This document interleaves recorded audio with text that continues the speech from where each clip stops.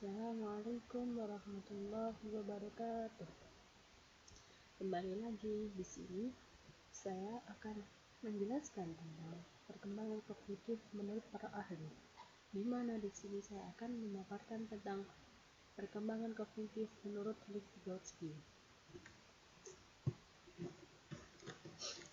Vygotsky adalah seorang ahli psikologi yang hidup pada tahun 1896 sampai 1934.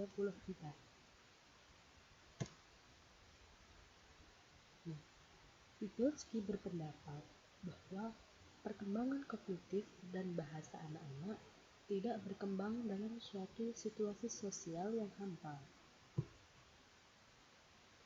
Menurutnya, proses-proses perkembangan mental seperti ingatan, perhatian, dan penalaran melibatkan pembelajaran menggunakan teman-teman masyarakat, seperti bahasa, sistem matematika, dan alat-alat ingatan.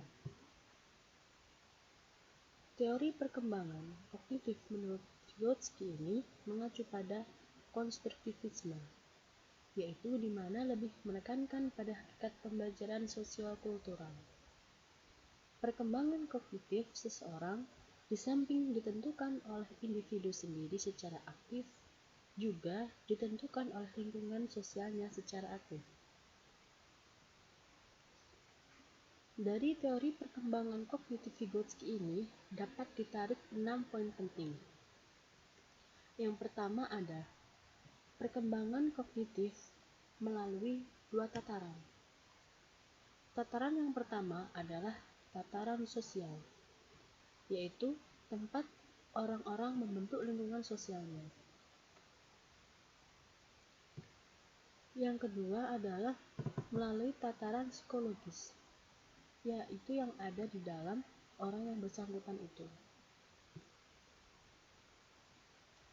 Poin yang kedua, bahwa proses mental itu terbagi menjadi 2 tahap.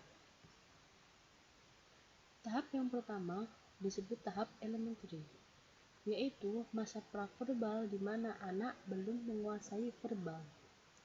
Dia menggunakan bahasa tubuhnya. Tahap yang kedua adalah tahap Hegel, yaitu masa setelah anak dapat berbicara. Dia menghubungkan dengan lingkungannya secara verbal.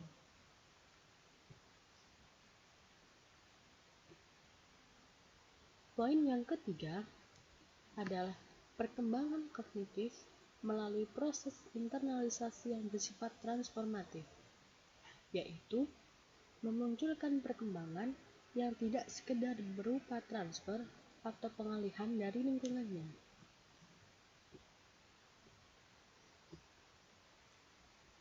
Poin yang keempat adalah interaksi dengan orang dewasa atau kolaborasi dengan anak yang lebih besar usianya lebih bermanfaat dibanding dengan anak yang sebayanya. Poin yang kelima menurut Vygotsky adalah kognitif anak akan berkembang apabila dibimbing oleh orang yang lebih dewasa atau membangun scaffolding. Poin yang keenam, wilayah perpindahan keterampilan dari lingkungan ke dalam dirinya disebut Zone of Proximal Development, bisa disingkat dengan ZPD. Di mana Zone of Proximal Development ini merupakan wilayah potensial dan sensitif bagi terjadinya perkembangan kognitif melalui belajar terbimbing. Zone of Proximal Development ini dapat digambarkan seperti diagram berikut. Zone of Proximal Development ini berada di antara batas kemampuan potensial dan batas kemampuan aktual anak.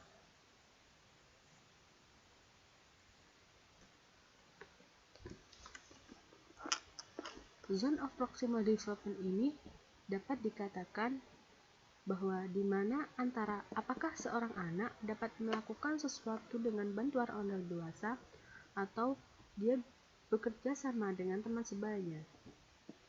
Di sini terdapat batas atas dan batas bawah dari zone proximal development. Batas bawah dari zone proximal development adalah tingkat keahlian yang dimiliki anak yang bekerja secara mandiri. Sedangkan batas atasnya adalah tingkat tanggung jawab tambahan yang dapat diterima oleh anak dengan bantuan seorang instruktur. Nah, zone of proximal development ini menitik beratkan pada interaksi sosial yang dapat memudahkan dalam perkembangan anak. Sekian dari saya. Apabila terdapat kesalahan, saya mohon maaf. Wassalamualaikum warahmatullahi wabarakatuh.